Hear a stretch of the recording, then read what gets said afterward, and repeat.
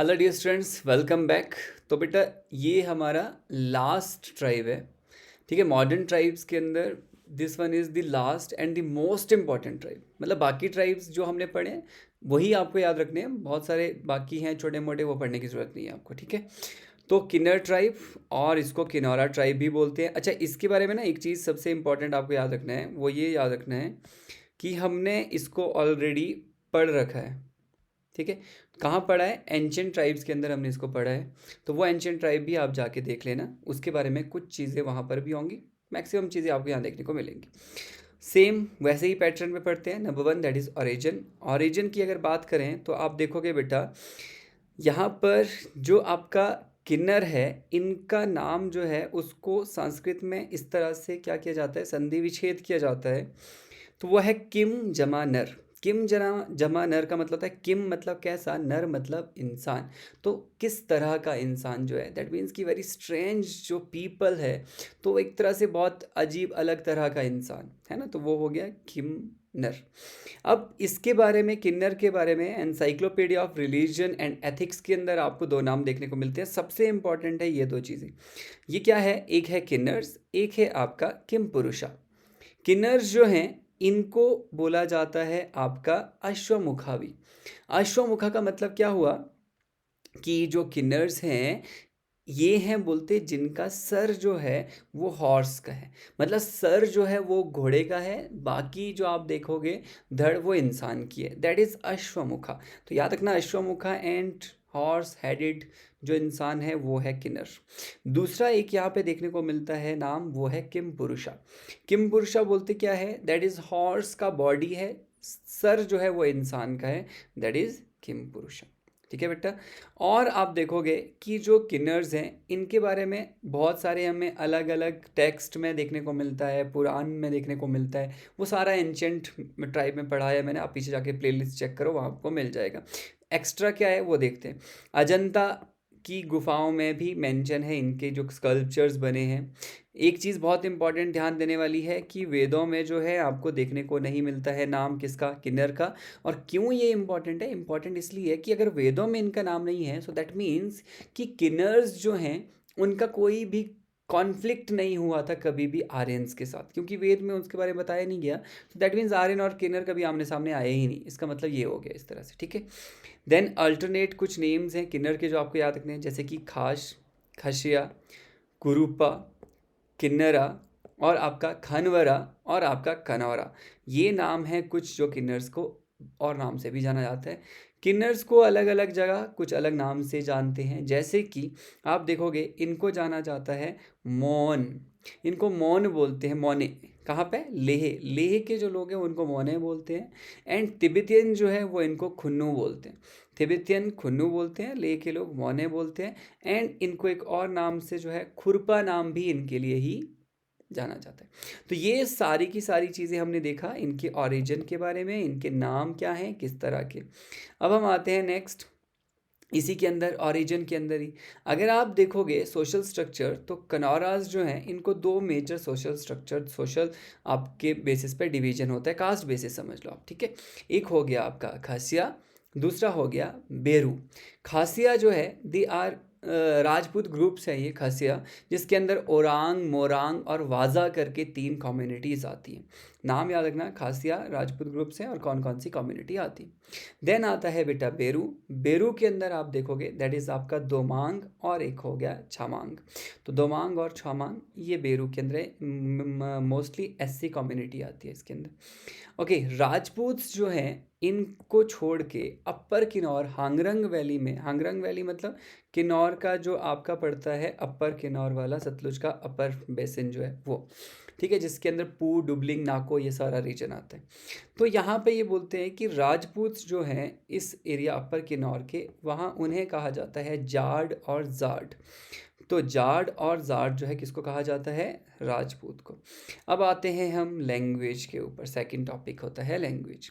Language की अगर बात करें तो किन्नौरी लैंग्वेज बोली जाती है, और किन्नौरी के बारे में ए सी ग्रेसन ने बोला है कि ये लैंग्वेज तिब्बतियो बर्मन ग्रुप से निकला हुआ है। तो तिब्बतियो बर्मन जो ग्रुप है उससे ये डिराइव्ड हुआ लैंग्वेज है किन्नौरी, और साथ ही साथ में यहाँ पे एक लैंग्वेज है भोटी। तो भोट जो लोग हैं वो भोटी जो लैंग्वेज है अपर किन्नौर में बोली जाती है ना, मतलब किन्नर्स के द्वारा अपर किन्नौर में। जाट जो है मेनली वो भोटी बोलते हैं, ठीक है। तो अपर किन्नौर में भोटी भी बोली जाती है किन्नर्स के द्वारा। अब आते हैं बेटा नेक्स्ट टॉपिक पे, दैट इज़ आपका मैरिज कस्टम्स। तो मैरिज कस्टम के अंदर बहुत सारे तरह के मैरिजेस हैं, बहुत अजीब अजीब से नाम हैं, याद रखने को आपको बार बार रिपीटिशन में पढ़ना पड़ेगा, रिवीजन करना पड़ेगा, इजीली हो जाएगा फिर याद। अच्छा देखो, सबसे पहले मैरिज के अंदर क्या है कि लव मैरिज के जो नाम है बेटा, ये सारे लव मैरिज के नाम हैं। इसमें ध्यान देने वाली बात है, ये शिश शिश करके आ रहा है ना जहाँ, ये सब लव मैरिज में आते हैं, ठीक है। बस दो और भी आगे चल के आएगा ये शिश कहीं, ठीक है। तो वहाँ पर आप देखोगे फोर्सफुली जो मैरिज होता है उसको बस अलग से याद रख लेना, बाकी सारे शिश वाले लव मैरिज हैं। जैसे कि धामचल शिश हो गया, बेनांग हाशिश हो गया, और आपका दामतांग शिश हो गया, देन आपका जू शिश हो गया, ये सारे के सारे लव मैरिज है। अब नेक्स्ट हमारे पास है दैट इज़ आपका मैरिज कौन सा, फोर्सफुली जो मैरिज होती है। फोर्सफुली मतलब किसी को भगा के लेके जाना, लेके जाते हैं इसमें, है ना। तो वो है फोर्सफुली मैरिज। इस फोर्सफुली मैरिज को बोला जाता है राक्षस विवाह भी, गंधर्व विवाह जो होता था, है ना। तो वो राक्षस विवाह और फोर्सफुली मैरिज जो है वो उनको क्या कहते हैं किन्नर्स किन्नौरास ट्राइब में, दारोश, दुबूर और न्यमाशा, देपांग, देन लेमो, आशीष, होशिश। ये मैंने बोला था कि ये अलग से याद रख लेना, बाकी शिश ऊपर है। ये एक एक सिंगल सिंगल वर्ड वाले हैं, बाकी ऊपर तो दो दो वर्ड में आ रहा है वो शिश, ठीक है। देन नेक्स्ट मैरिज है बेटा कॉमन मैरिज। कॉमन मैरिज का मतलब हुआ कि 3-4 भाई हैं और वो शादी कॉमन कर रहे हैं एक ही लड़की से, दैट इज़ कॉमन मैरिज होता है यहाँ पे जो, दैट इज़ आपका जानेकांग एंड जानेतांग। जानेकांग और जानेतांग टाइप ऑफ मैरिज जो है वो कॉमन मैरिज है। अब नेक्स्ट, अगर आप देखोगे कि एक टाइप ऑफ मैरिज होता है बेटा, कि होता क्या है ना, जो ये लव मैरिज हो रहा है या ये भाग के शादी हो रहा है, उसमें होता है कि लड़की के किसी लड़के ने अगर भगा दिया, बाद में जाके फिर लड़का का बाप जो है वो सेटल कर देता है सारी चीज़ें, लड़की वाले कुछ डिमांड रखते हैं और वो लड़के वालों को मानना पड़ता है, फिर उस तरह से फिर शादी हो जाती है। लेकिन अगर कभी लड़का जो है वो कैपेबल ना हो लड़की वालों की डिमांड्स को फुलफ़िल करने के लिए, तो फिर यहाँ पे एक टाइप ऑफ मैरिज होता है जिसको बोलते हैं दुनियो माजो शारे लाला।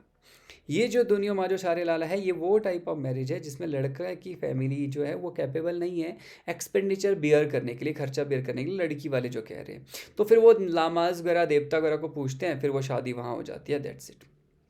सिंपल टाइप ऑफ मैरिज कुछ वही लामाज देवता वगैरह को पूछ के जो होता है, दैट इज़ आपका न्योतांग, मेरांग। और हार जो है, हार भी एक क्या है, थेफ्ट मैरिज है, चुरा के शादी, मतलब वो हार हो गया है ना, राक्षस विवाह टाइप को भी ही हार बोलते हैं। अब ये तो थे हमारे पास टाइप ऑफ मैरिजेस। अब यहाँ पे कुछ एक्स्ट्रा चीज़ें आपको याद रखनी है, जैसे कि आप देखोगे कि कुछ ऑर्नामेंट्स भेजे जाते हैं लड़के की तरफ से लड़की को, आभूषण जो पहनने को, है ना। तो उनको बोलते हैं दैट इज़ कॉल्ड आपका फयाज। तो ये जो आपका फयाज है, ये है ऑर्नामेंट जो भेजे जाते हैं लड़के की तरफ से। दूसरा, गिफ्ट कुछ एक्सचेंज किए जाते हैं लड़के लड़कियों के बीच में, शादी में गिफ्ट एक्सचेंज होते हैं ना फैमिलीज के बीच में, उसको बोलते हैं सेनिंग कुनु। देन अगेन नेक्स्ट, आप देखते हो जब शादी होती है तो बड़ा भाई एक होगा, बड़ी भाई की भाभी एक होगी। तो ये जो बड़े लोग फैमिली में जिनकी शादी हो चुकी है उनको बोलते हैं गोइना, और आपका बोलते हैं गौरतेस, ठीक है। तो गोइना जो है that is eldest married women, और गौरतेस जो है वो एल्डेस्ट मैन होता है, गौरतेस, ठीक।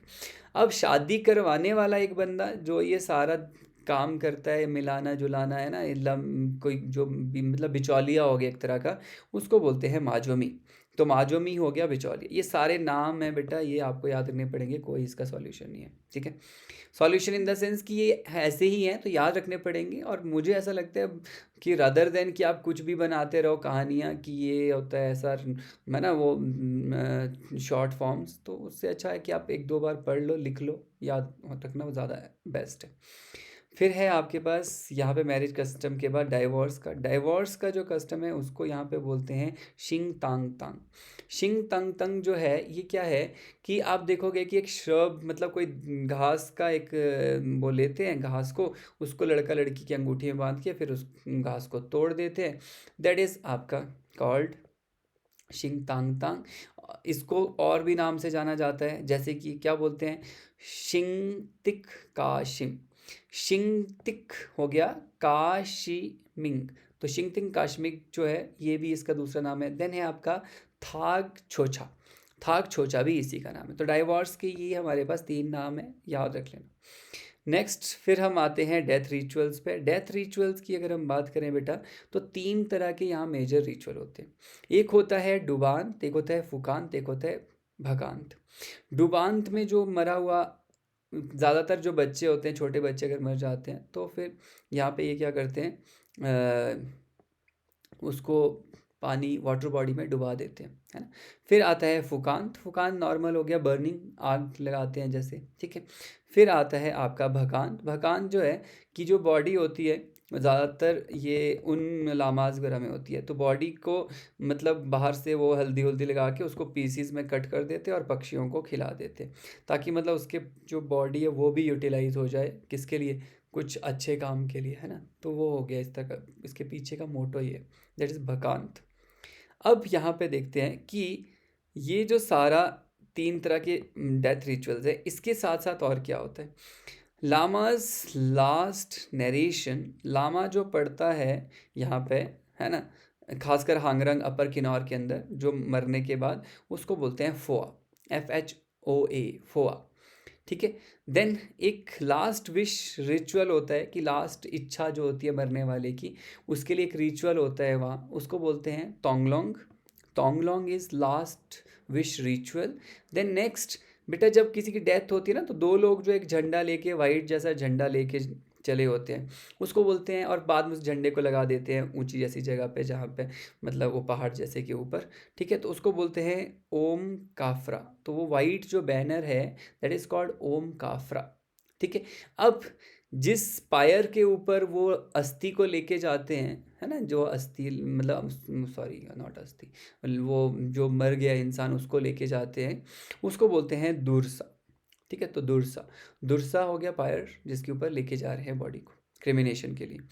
देन दुर्सा के बाद एस्ट्रोलॉजर एक लामा होता है जो प्रिडिक्ट करता है उसका कि भाई दूसरी जगह जन्म ले लिया है उस बंदे ने जिसकी डेथ हुई थी, और कहाँ जन्म लिया क्या है वो, उसको बोलते हैं दैट इज़ आपका खानमा लामा। तो खानमा लामा जो है दैट इज़ एस्ट्रोलॉजर लामा, जो प्रिडिक्ट करता है रीबर्थ को जिसकी डेथ हुई है, ठीक है। फिर यहाँ पे एक प्रैक्टिस होती है टू फीड दी डिपार्चर्ड सोल, जो सोल निकल गई है उसको खिलाने के लिए, उसके लिए, ताकि अपने साथ वो लेके जाए। तो छत पर से और गांव में अलग अलग जगह से ऊंची जगह पे फेंकते हैं हलवा और चना चुना बना के, ठीक है। दैट इज़ जो ये प्रैक्टिस है टू फीड आपका डिपार्चर्ड सोल, उसको बोलते हैं थीनिंग। क्या बोलते हैं, थीनिंग, ठीक है। अब यहाँ पे 8वें दिन एक सेरेमनी होती है, लास्ट शोक जो होता है, उसके बाद फिर वो ख़त्म हो जाता है, दैट इज़ कॉल्ड छोपता। तो छोपता जो है ये डेथ सेरेमनी है that held on 8th day after death, okay.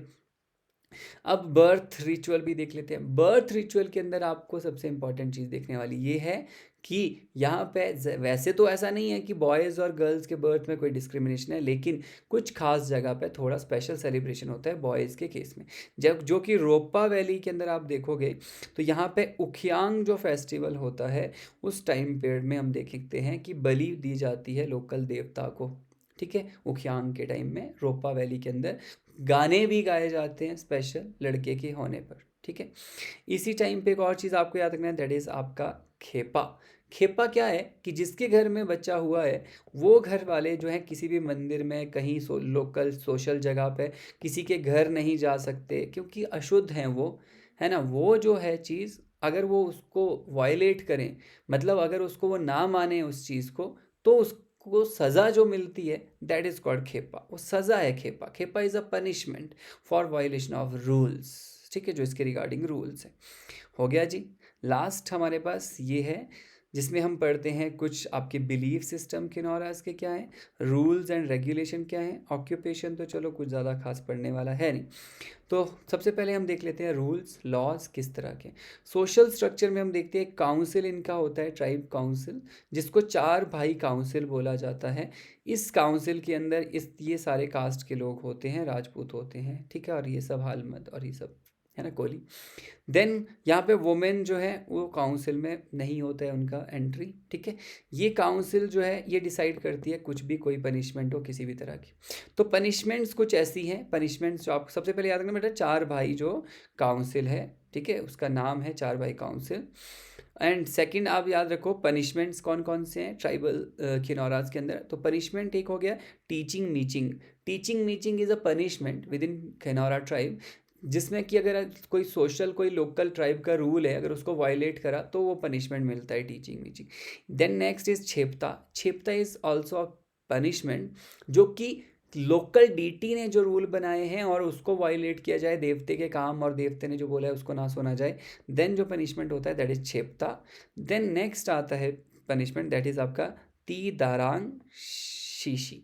ती दारांग शीशी जो है ये भी एक क्या है आपका पनिशमेंट है, ठीक है। तो इसमें कुछ पेनल्टी लगती है, फाइन लगता है, वो भरना पड़ता है। तो ये हो गया तीन तरह के जो क्या है पनिशमेंट्स हैं। अब आते हैं इनहेरिटेंस सिस्टम की, लैंड जो है वो कैसे जो है आगे प्रोसीड करता है। तो यहाँ आप देखोगे जिथोंग और कांचोंग जो है ये दो तरह के डिवीजन है। जिथोंग मतलब एल्डर को जो बड़ा है उसको मिलता है जो प्रॉपर्टी, और कांचोंग जो है वो जो छोटा है उसको जो प्रॉपर्टी मिल रहा है दैट इज कांचोंग, ठीक है।